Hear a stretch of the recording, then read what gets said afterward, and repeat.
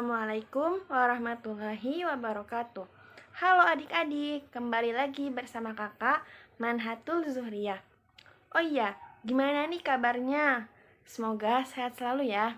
Di video kali ini, kakak akan menjelaskan materi mengenai peran Indonesia di tingkat Asia Tenggara dan peran politik luar negeri Indonesia dalam era globalisasi. Yang pertama, pengertian kerjasama negara-negara Asia Tenggara.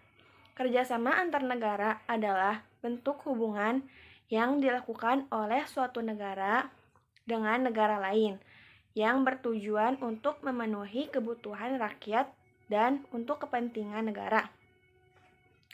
Kerjasama negara-negara Asia Tenggara adalah kerjasama yang dilakukan oleh negara yang berada di wilayah Asia Tenggara. Contoh kerjasama negara-negara di Asia Tenggara adalah ASEAN.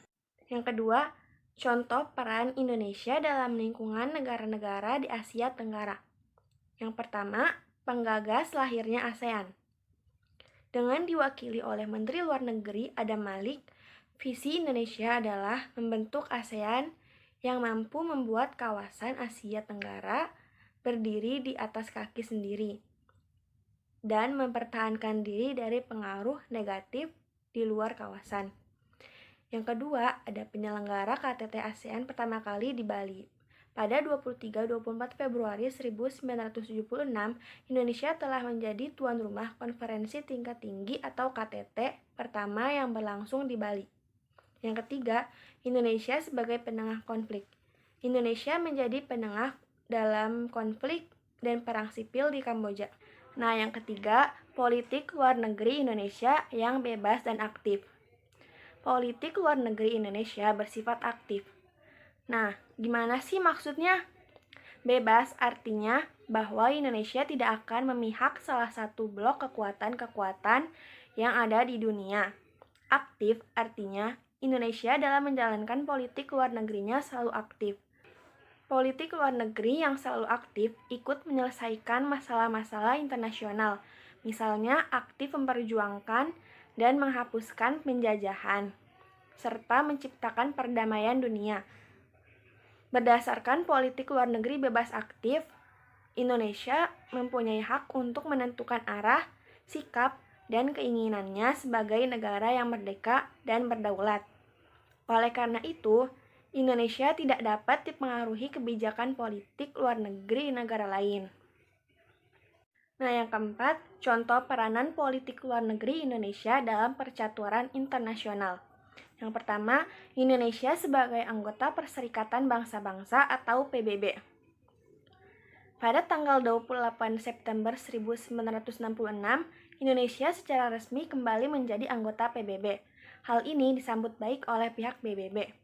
Kemudian, Adam Malik dipilih sebagai Ketua Majelis Umum PBB untuk masa sidang tahun 1974.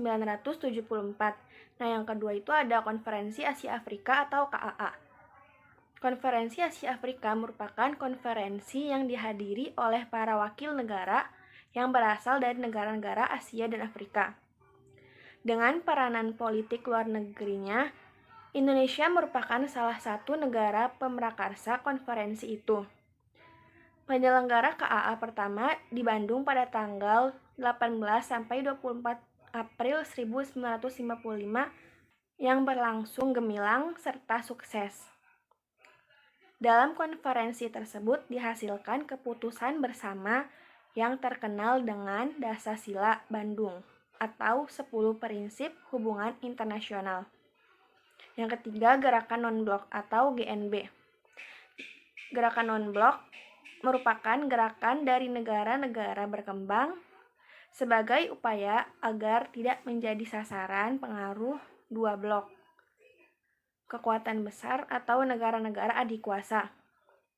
Dua blok kekuatan yang dimaksud adalah blok barat di bawah Amerika Serikat dan blok timur di bawah pimpinan Uni Soviet. Sekian penjelasan materi dari saya, kurang lebihnya mohon maaf. Wassalamualaikum warahmatullahi wabarakatuh.